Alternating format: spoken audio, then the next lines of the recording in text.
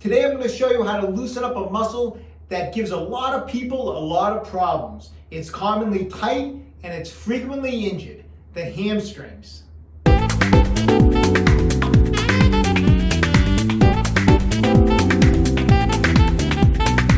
Hi, I'm Dr. Joe DeMarco, chiropractor and owner of OcraMed Health, and today we're going to talk about a muscle group that pretty much everyone on the planet is familiar with, the hamstrings.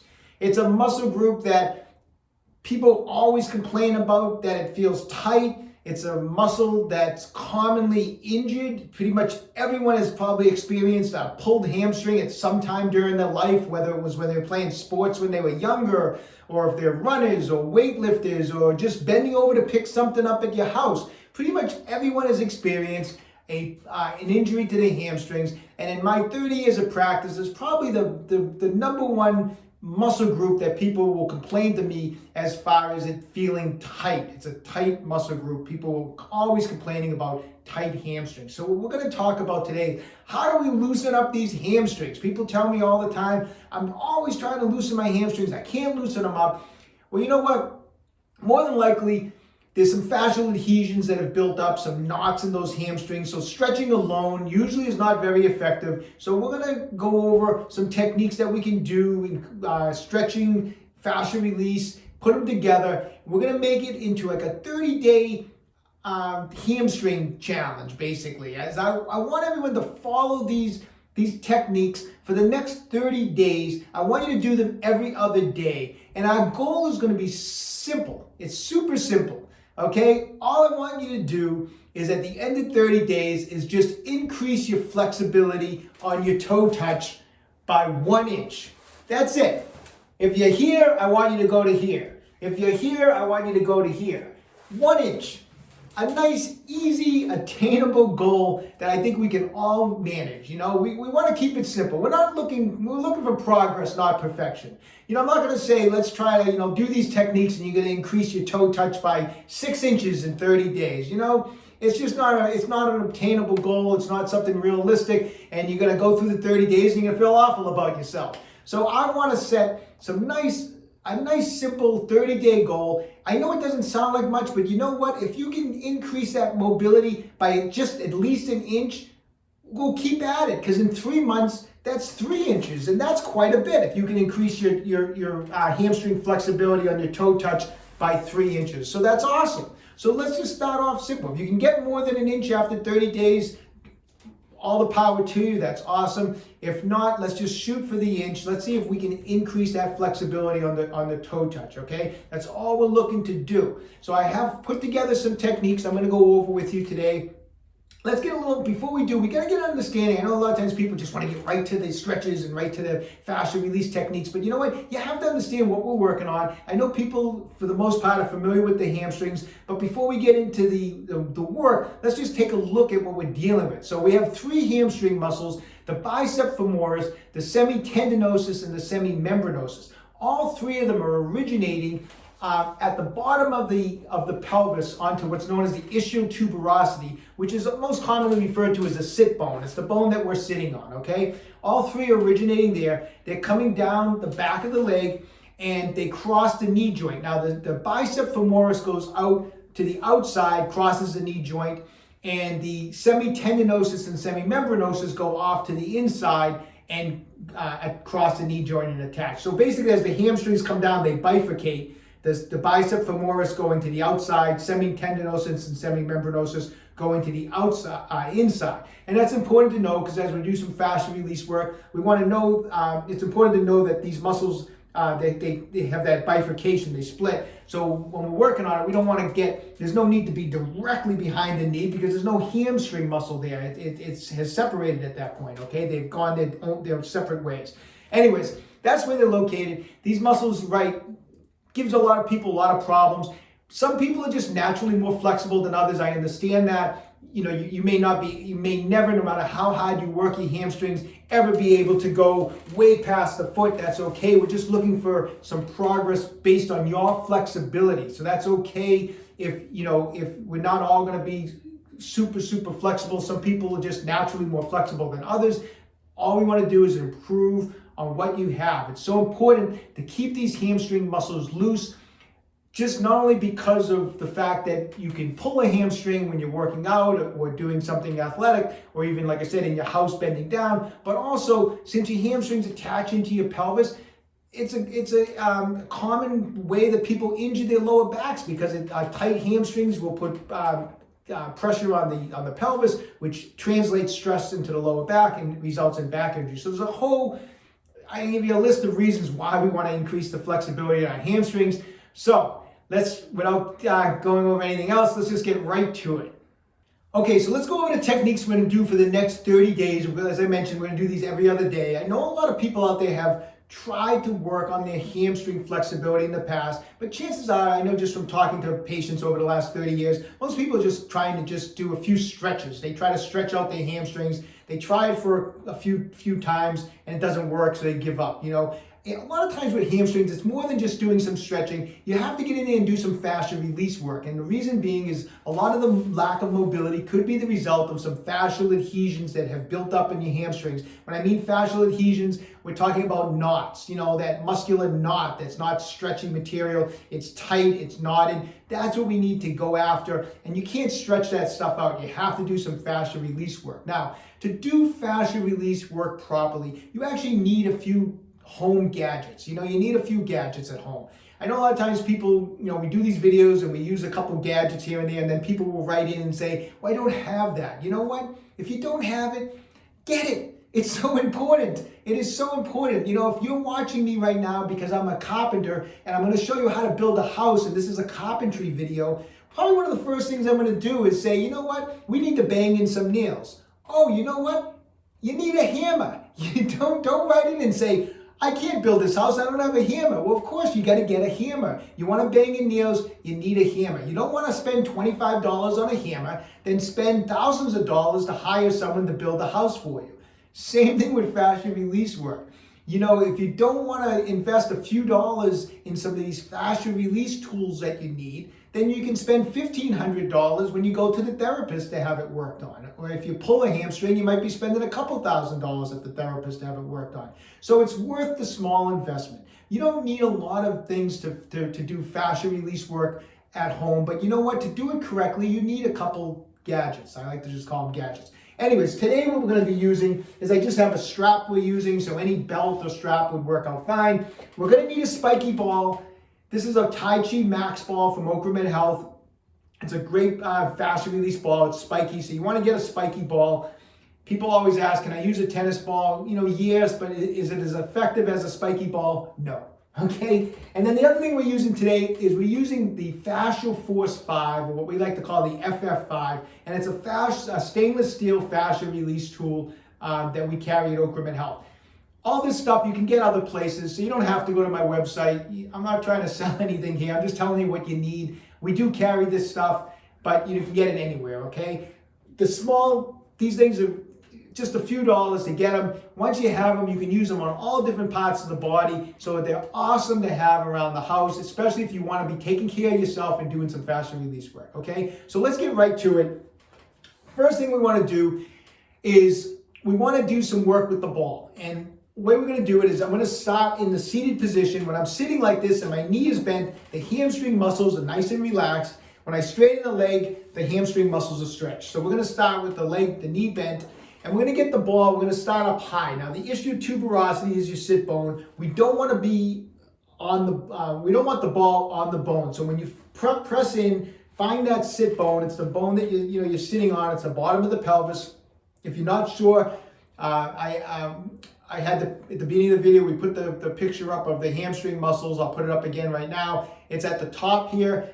If you're not sure where that ischial tuberosity is, just look it up online. But it's the bottom part of the pelvis. It's the bone that we sit on. I want to go right below it. That's where we're going to put the ball to start off with. So I'm going to get the ball right underneath that area. Now, gauge your pressure. Sometimes people will write in and say, it was so painful the next day. Well, you know what? If you really experienced a tremendous amount of pain the next day, you're putting too much pressure on. You want to start off nice and easy. So at the beginning, you might have to kind of be off to the side a little bit and just put a little bit of pressure on the ball. As you get used to it, you can put more and more pressure on the ball. So gauge your pressure. Can you get a little black and blue in here, a little discoloration when you use a spiky ball? Yeah, You can. And it happens. It is an uncomfortable process, but you get used to it, and it's awesome. It works great. So it's okay to get in on this with the ball, even if it leaves a few marks on your hamstrings the next day.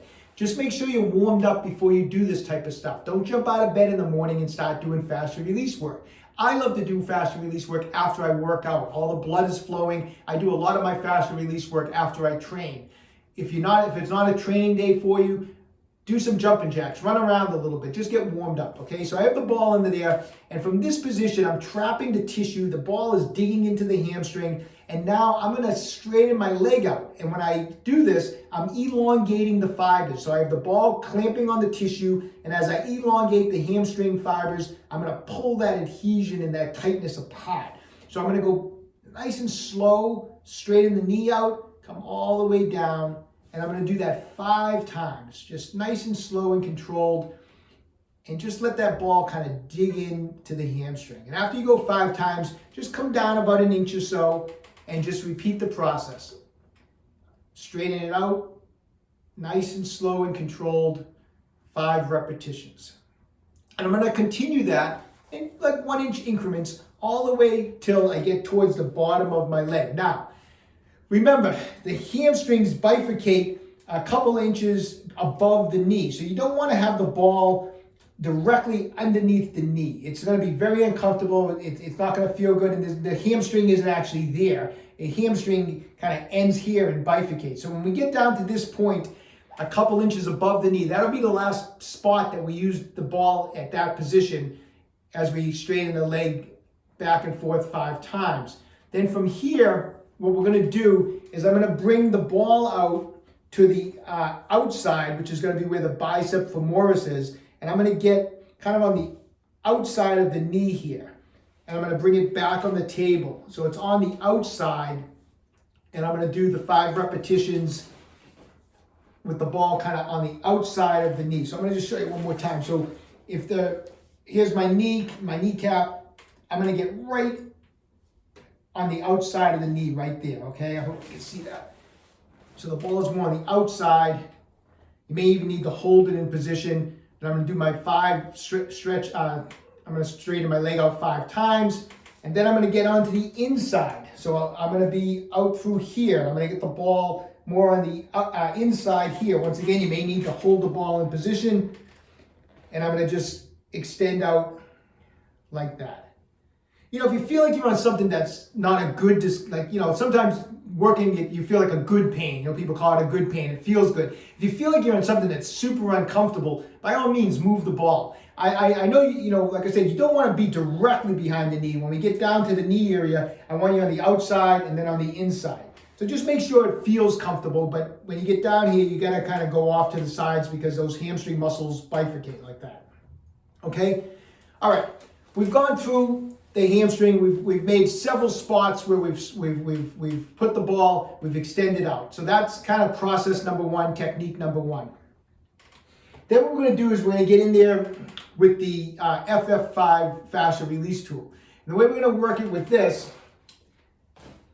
is this tool is a stainless steel tool, and all the way around the tool it has a dull edge. So why is that important? Well, if you think of your normal muscle tissue as this band, when you glide over normal muscle, it should just kind of glide across that nice elastic tissue that's nice and smooth, and that edge will just glide around it.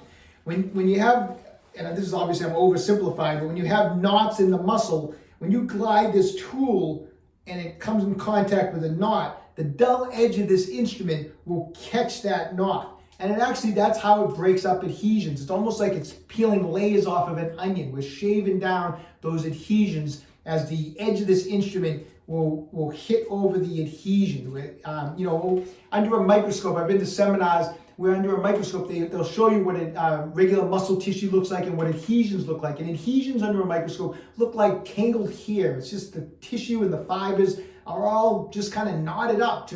That's why probably they call it knots. And when you go over with the instrument, we're going to get a catch, and you can feel it. It almost sounds like, you get like this grittiness. That's what I always tell my patients. It sounds like grittiness. As I go over it, you don't have that smooth sound. You have like more of a, sometimes you feel a little bumpy area in there where the adhesion is. but that's what we're shooting for at this point. So usually the best way to do the hamstring is to just lie on your back, and you're just going to take, this instrument has some sides where it kind of is concave, and some sides where it kind of has a convexity to it. This is larger on this side, it's smaller on this side. Since we're working on the hamstring, I'm going to go with the larger part, but I'm going to start with the concave, larger side on this, and I'm just going to bring the leg up into this position so I still have it relaxed, and I'm just going to kind of fan over the hamstring with it, back and forth over the hamstring muscles. So I'm just kind of not putting a lot of pressure, but I'm just going back and forth over the muscle like that. Now, you're going to get a lot of blood flow when you're using a soft tissue instrument like this. The area's probably going to get red. Once again, it can leave a mark, but I'm just going to kind of get in there, and I'm trying to make my passes with a little bit of an angle, about 45 degrees. So I don't want it in this position. I want to have it a little bit angled, and I'm going to go up over the hamstring, just like that. As far up towards the ischial tuberosity, and then come down to the knee. When I'm down in the knee area, I'm going to make passes kind of on the outside, and then of course, on the inside of where the muscle separates, okay? Once I've done that for about, 60 to 90 seconds of just, coming up and down, then I'm going to start on with the convex side here, and I'm going to actually make more slow, direct passes. So I'm going to get a couple inches from the knee here, above the knee. I'm going to put it on here, and I'm going to just drag the instrument over my hamstring, just like that. I'm going to see if I can angle a little bit to have you see it. So from here, I'm just going to drag it down over my hamstring. And as you're going down, you might feel some areas where it's going to sound like it's kind of gritty. It might feel bumpy, and that's okay. That's what we're looking for. I'm going to go off to the outside a little bit. I'm going to make several passes on the outside, several passes on the inside, and then several passes in the middle, I should say, and then several passes on the inside. Just like that. And putting in as much pressure as you can, as that's comfortable. Now, you can always get use a little massage cream. A lot of times some massage cream will glide the instrument. Nothing oily. You don't want to be using something too oily, but just some nice massage cream will glide the instrument a little bit better. And so at that point, now we're going to go back. You've made passes on the outside, the middle, and the inside. Now I'm going to go back, and this time I'm going to make my passes again, but this time as I drag the instrument down, I'm going to extend the leg out. So I'm going to elongate those hamstring muscles as I'm pulling with the instrument down. And I'm going to make several passes down the middle, several passes kind of on the outside of the hamstrings, where I'll just kind of pull and extend out, and then several passes on the inside of the hamstrings as I come across like that. Okay, so that's how we're going to use the soft tissue instrument. You're going to really feel a real good release when you get in there with the edge of this instrument. You're going to feel that area. You're going to notice probably some spots are going to go smooth, and some parts are going to go kind of making that gritty or bumpy feeling to it. Those are the spots when you feel that. Spend a little extra time on those spots. Those are the good spots that you really want to work on. Okay, next up, we're going to do a couple things with the strap. We're going to use what we call a PNF technique with the straps, proprioceptive neuromuscular facilitation. Now, there's a lot of different ways that people do this. I'm just going to show you one simple way that you can do. Sometimes people will say, there's certain times that you're supposed to hold it. There's a lot of techniques out there, so don't start writing in saying that we're not doing the PNF techniques incorrectly. It's just a variation. So what I'm going to do is I'm going to get on my back again. I'm going to put this strap around my knee. Now, I purposely did that other soft tissue work first because that work gets a ton of blood flow into the tissue. So I already have all the blood flowing, and now I'm going to stretch it. So it's best to stretch it after you do the soft tissue work that we just did. So from here, I'm going to have my legs straight. I'm going to bring it up. I want my ankle pulled down. I don't want my toes pointed. I want to add to the stretch. This makes it harder. I'm going to pull it up You can put the other leg down if you want. You can leave it up. I would recommend putting it down. Bring it up. Now I want you to get to just a nice, comfortable stretch. So pull the leg up until it's nice and comfortable. At that point, I want you to just sit there for about 15 seconds and just stretch it for about 15 seconds. After 15 seconds, with about a third of your strength, just about a third, very, relatively light, I want you to push against the strap. So I'm going to hold the strap in position and you're going to push against it. So you're not going to actually see it move. I'm going to actually be pushing against it, but I'm not going to let it drop down. Okay, I'm just showing you, so you have the visual of it. So I'm going to hold it. I'm going to push against it. 10 seconds, I'm going to push against it. I'm going to hold that contraction, about a third of my strength. And then I'm going to relax it, and I'm going to pull it up as far as I can. Now you're going to probably notice, that's what's so great about this technique, is if you started here and you pushed against it for 10 seconds, after the 10 seconds, you're going to probably go another inch or so. You're going to be able to go a little further. And again, now I'm going to hold it for 15 seconds. And then again, I'm going to push against it for 10 seconds. I'm going to push against it, hold for 10. And then I'm going to relax it, and I'm going to make one final stretch back. Again, you're going to notice you probably go a little bit further again, and just hold it for 15. And then at that point, I'm going to do one final push against it for 10 seconds. And just hold it for 10. And then finally pull, and we're going to make one final hold for 15 seconds. Just like that, okay? So you'll notice it's going to be just a gradual increase. You're going to just notice, even if it's just a little tiny bit, maybe half an inch or an inch, but every time you contract and then relax, try to get it to go that little bit extra and do that sequence. You hold for 15 seconds, you push against it for 10 seconds, pull it back, hold for 15 seconds, push against it for 10 seconds. And we're going to do, obviously, just like everything we're doing, it's going to be on both sides. I know one hamstring might feel tighter than the other. That's okay. We're going to work those techniques both sides.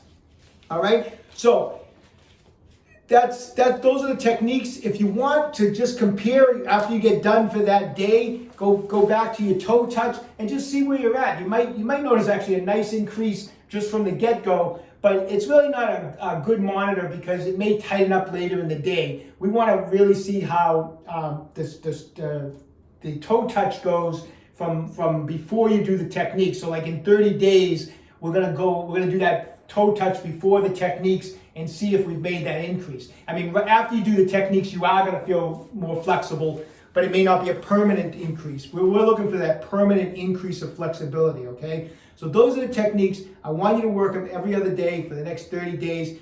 Write back your results. Let me know how you're doing.